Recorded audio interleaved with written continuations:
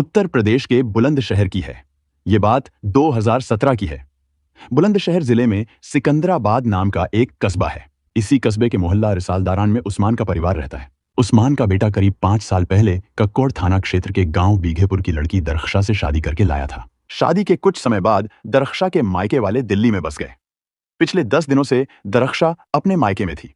2 जनवरी को सरफराज उसे लेने गया। अगले दिन वह उसे साथ लेकर लौट रहा था, लेकिन रास्ते में उसने कहा कि उसे कुछ काम है, इसलिए वह गाजियाबाद में रुक गया।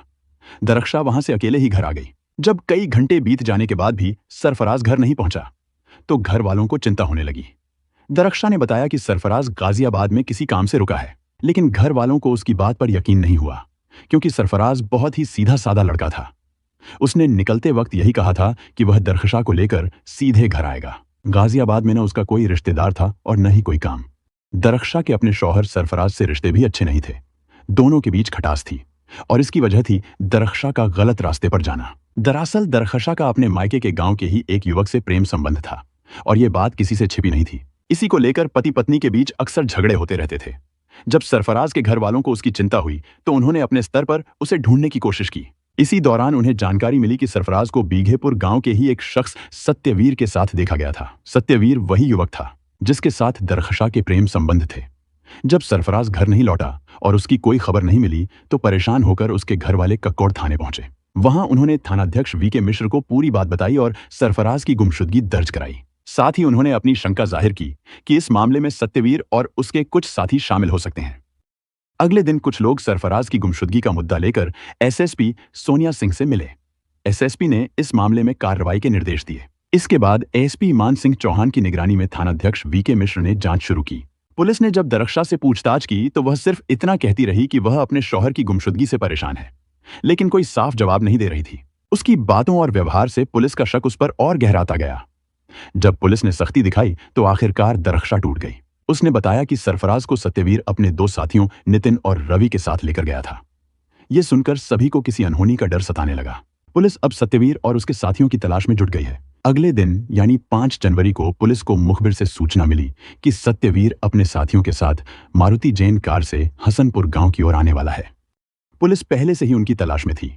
थानाध्यक्ष वीके मिश्र ने सड़क पर नाका लगाकर अपने साथियों head constable Karelal, constable Janeshwar Dayal, Hemant, महिला कांस्टेबल मीनाक्षी और मुन्नी देवी के साथ चेकिंग शुरू कर दी।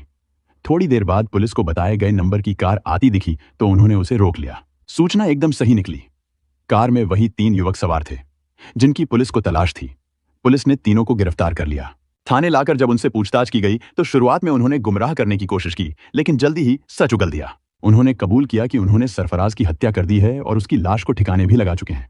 पुलिस ने उनकी निशानदेही पर बीघेपुर गांव के जंगल में एक गड्ढे से सरफराज की लाश बरामद कर ली। हत्या की खबर से गांव में सनसनी फैल गई। शव मिलने की सूचना पर एसडीएम कन्हई सिंह और सीओ यशवीर सिंह भी मौके पर पहुंच गए। पुलिस ने पंचनामा भरकर शव को पोस्टमार्टम के लिए भेज दिया और मृतक के घर वालों की तहरीर पर हत्या का मुकदमा दर्ज कर लिया। सत्यवीर और उसके दोस्तों से पूछताछ के बाद पुलिस ने दरख्शा को भी गिरफ्तार कर लिया, क्योंकि वह इस साजिश में पूरी तरह शामिल थी। जब पुलिस ने सभी से विस्तार से पूछताछ की तो जो कहानी सामने आई वह पत्नी द्वारा प्रेमी के साथ मिलकर शौहर को रास्ते से हटाने की खौफनाक साजिश थी। दरख्शा बेहद खूबसूरत थी। जो भी युवक उसे देखता बस देखता रह जाता। हालांकि पारिवारिक बंदिशों की वजह से उसने कभी किसी को अपने करीब आने नहीं दिया, लेकिन ऐसा कब तक चलता। जवानी की दहलीज पर खड़ी दरख्शा की जिंदगी में सत्यवीर आया। दोनों एक ही गांव के थे। आते जाते सत्यवीर अक्सर दरख्शा को देखता और उसे चाहने लगा। दरख्शा भी कोई मासूम नहीं थी। वह उसकी निगाहों की भाषा बखूबी समझती थी। कब वो सत्यवीर के दिल में उतर गई उसे खुद भी नहीं पता चला। दोनों तरफ चाहत थी, इसलिए जल्दी ही उनका मिलना जुलना चोरी छिपे शुरू हो गया। उनका रिश्ता आगे बढ़ पाता। इससे पहले ही दरख्शा की शादी सरफराज से तय कर दी गई। शादी के बाद वह ससुराल आ गई और घर गृहस्थी निभाने की कोशिश करने लगी, लेकिन सत्यवीर को वह कभी पूरी तरह भुला नहीं सकी। वक्त अपनी रफ्तार से चलता रहा। शादी के करीब 1 साल बाद दरख्शा ने एक बेटे को जन्म दिया, लेकिन सरफराज की आर्थिक हालत ठीक नहीं थी।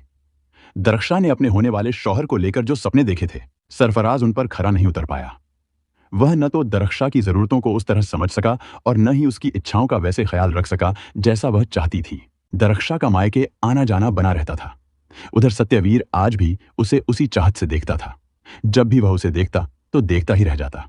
कुछ समय बाद सत्यवीर ने एक बार फिर दरख्शा को रिझाने की कोशिश की। और इस बार भी दरख्शा ने कोई विरोध नहीं किया, बल्कि फिर से उसके करीब आ गई। एक दिन रास्ते में सत्यवीर ने दरख्शा को रोक लिया और हालचाल पूछा। दरख्शा ने हल्की सी आह भरते हुए कहा कि वो ठीक है। बातों ही बातों में दोनों ने अपनी किस्मत को कोसा और पुरानी यादों को छेड़ दिया। दरख्शा ने भी इशारों में साफ कर दिया कि वो अब भी उसे भूली नहीं है। उसकी बात सुनकर सत्यवीर बहुत खुश हुआ। उसके हौसले और बढ़ गए। इसके बाद दोनों के बीच फोन पर बातें होने लगीं और फिर छिप छिप कर मिलने का सिलसिला भी शुरू हो गया। एक दिन जब दोनों अकेले मिले तो अपने दिल की बातें खुलकर कह डाली। दरख्शा ने बताया कि वो कभी उसे भूली ही नहीं थी और हमेशा उसे ही अपना शौहर मानती थी। सत्यवीर ने उसे बाहों में लिया और दरख्शा बिना किसी झिझक के उसमें समा गई। दोनों जानते थे कि यह सब गलत है, लेकिन अब उनके रिश्ते ने वो मोड़ ले लिया था जहां से लौटना आसान नहीं था।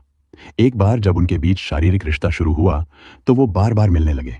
वो अपने इस रिश्ते को पूरी कोशिश करके छिपाते रहे, लेकिन अंदर ही अंदर यह सब गहराता जा रहा था। दरख्शा पूरी तरह से अपनी सीमाएं लांघ चुकी थी। दिक्कत तब शुरू हुई जब सत्यवीर ने दरख्शा के ससुराल आना जाना शुरू कर दिया। उसके वहां आने जाने से लोगों की नजर उन पर पड़ने लगी और उनके रिश्ते की चर्चा फैलते देर नहीं लगी। ये बातें धीरे धीरे उड़ती हुई सरफराज तक भी पहुंची, लेकिन वो अपनी बीवी पर भरोसा करता था, इसलिए उसने कभी इन बातों को गंभीरता से नहीं लिया। फिर एक दिन ऐसा हुआ जिसने सब कुछ बदल दिया। दरख्शा और सत्यवीर जब घर में अकेले थे और एक दूसरे में खोए हुए थे, तभी सरफराज अचानक घर लौट आया। उसने अपनी बीवी को किसी और मर्द की बाहों में देखकर आपा खो दिया। सत्यवीर चुपचाप सिर झुकाकर वहां से निकल गया। सरफराज ने गुस्से में दरख्शा को जमकर सुनाया और खुद को ठगा हुआ महसूस किया। दरख्शा जानती थी कि उससे गलती हुई है, इसलिए उसने कुछ नहीं कहा।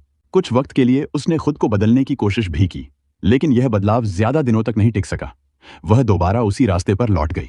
दरअसल अब वो और सत्यवीर सिर्फ भावनाओं से नहीं, जिस्मानी जरूरतों से भी एक दूसरे से जुड़े हुए थे।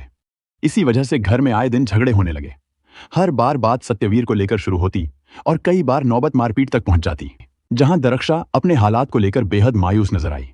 उसे यकीन हो गया था कि अब सरफराज कभी उसे सत्यवीर से मिलने नहीं देगा, लेकिन वह सत्यवीर के बिना रह भी नहीं सकती थी।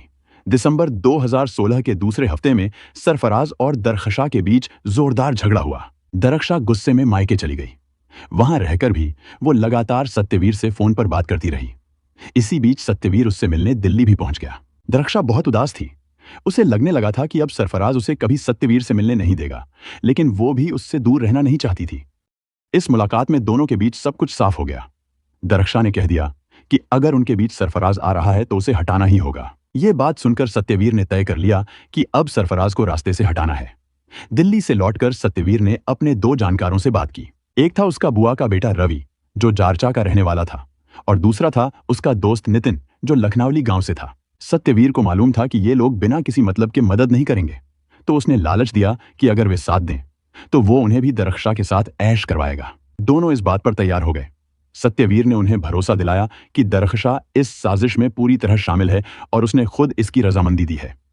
फिर तीनों ने मिलकर सरफराज को खत्म करने की प्लानिंग कर ली। 2 जनवरी को जब सरफराज दरख्शा को मायके से लाने गया तो दरख्शा ने उसी दिन फोन करके सत्यवीर को खबर दे दी। इसके बाद जो हुआ वो पहले से तय था। अगले दिन 3 जनवरी को सत्यवीर अपने दोनों साथी रवि और नितिन को लेकर कार से दिल्ली गया और दरख्शा द्वारा बताए गए स्थान पर जाकर गाड़ी खड़ी कर दी। कुछ देर बाद सरफराज और दरख्शा वहां पहुंचे। पहले से तय साजिश के मुताबिक सत्यवीर ने सरफराज से कहा कि वे लोग भी किसी काम से दिल्ली आए थे और अब वापस जा रहे हैं। फिर दरख्शा ने बातों ही बातों में कहा कि क्यों ना सब साथ ही चलें। सरफराज ने कुछ शक नहीं किया और उनके साथ चलने को तैयार हो गया। रास्ते में सभी ने चाय पी। तभी दरख्शा ने मौका देखकर सरफराज की चाय में नशीली दवा मिला दी। थोड़ी देर में सरफराज बेहोश हो गया और कार में ही सो गया। इसके बाद दरख्शा को रास्ते में सिकंदराबाद के पास उतार दिया गया। फिर सत्यवीर, रवि और नितिन सरफराज को लेकर अपने गांव बीघेपुर के जंगल की तरफ निकल गए। वहां पहले से तय जगह पर तीनों ने मिलकर फावड़े से उसका गला काटकर हत्या कर दी। सरफराज बेहोश था, इसलिए कोई विरोध नहीं कर सका। हत्या के बाद उन्होंने शव को एक गड्ढे में दबा दिया और फिर अपने अपने घर लौट गए। उधर दरख्शा ने घर पहुंचकर सबको यह कह दिया कि सरफराज गाजियाबाद में किसी काम से रुक गया है और जल्दी आ जाएगा। लेकिन दरख्शा की बनाई कहानी ज्यादा देर टिक नहीं पाई। किसी को उस पर यकीन नहीं हुआ और पुलिस को उस पर शक हो गया। जब पूछताछ में सख्ती की गई तो धीरे धीरे पूरी साजिश सामने आ गई। इस वारदात ने रिश्तों के भरोसे को झकझोर कर रख दिया। दरख्शा ने जिस रिश्ते और विश्वास के साथ छल किया, उसी ने उसकी जिंदगी बर्बाद कर दी। अगर वह ऐसा कदम न उठाती तो शायद यह अंजाम कभी नहीं आता। पुलिस ने सत्यवीर, रवि, नितिन और दरख्शा चारों के खिलाफ मुकदमा दर्ज कर लिया और उन्हें अदालत में पेश किया। अदालत ने चारों को जेल भेज दिया। रिश्तों की बुनियाद हमेशा भरोसे, ईमानदारी और सम्मान पर टिकी होती है। जब